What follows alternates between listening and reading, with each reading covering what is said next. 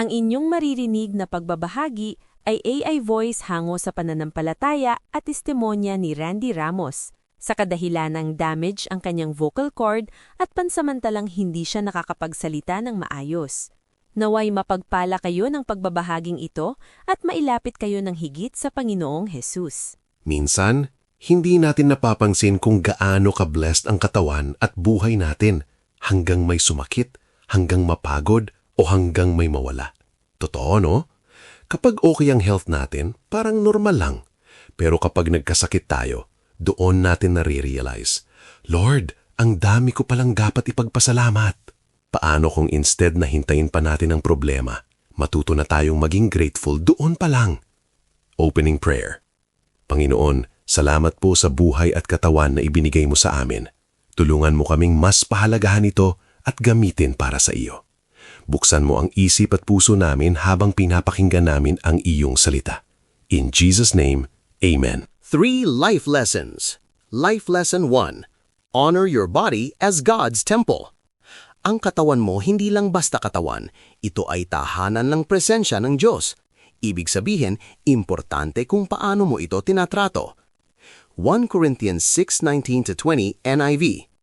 Do you not know that your bodies are temples of the Holy Spirit, who is in you, whom you have received from God?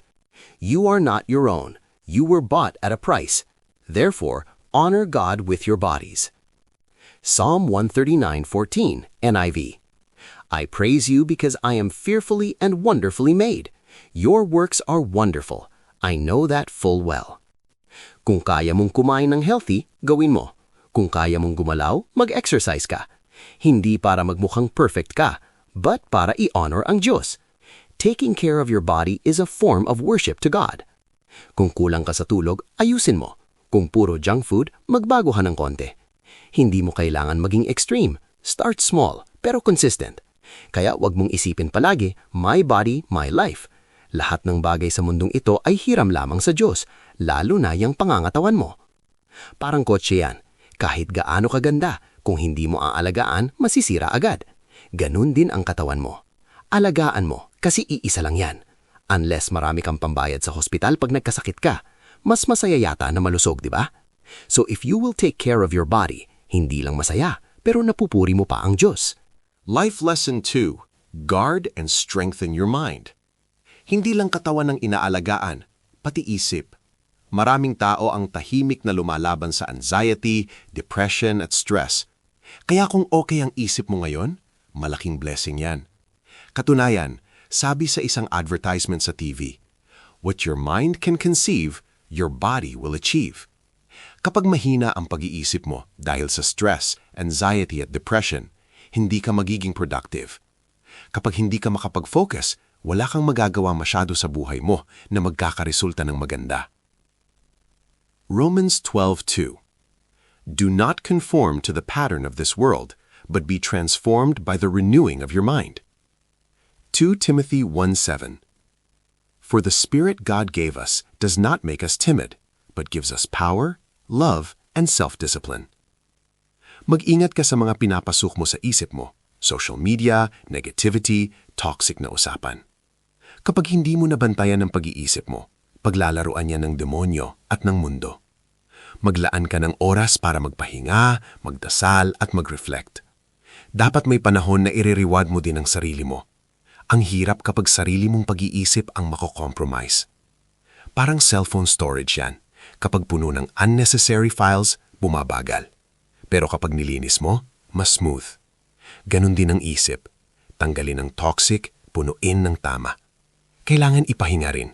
Parang kotse din yan. Pwedeng mag-overheat.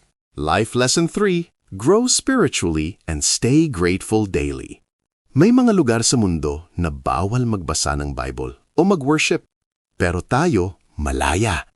Minsan hindi natin na-appreciate yan.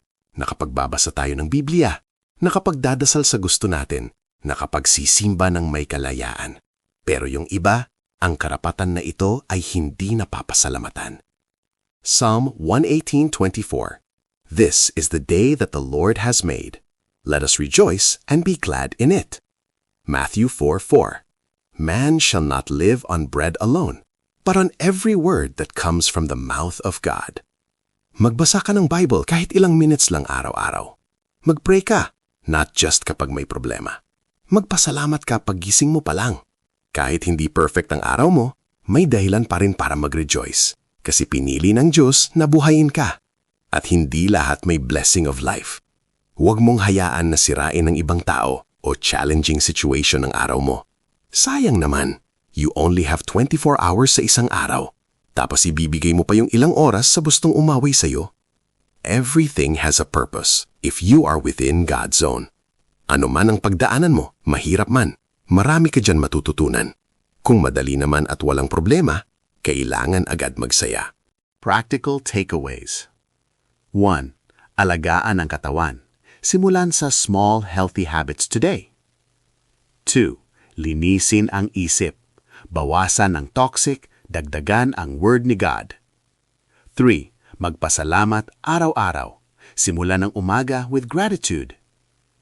Closing prayer.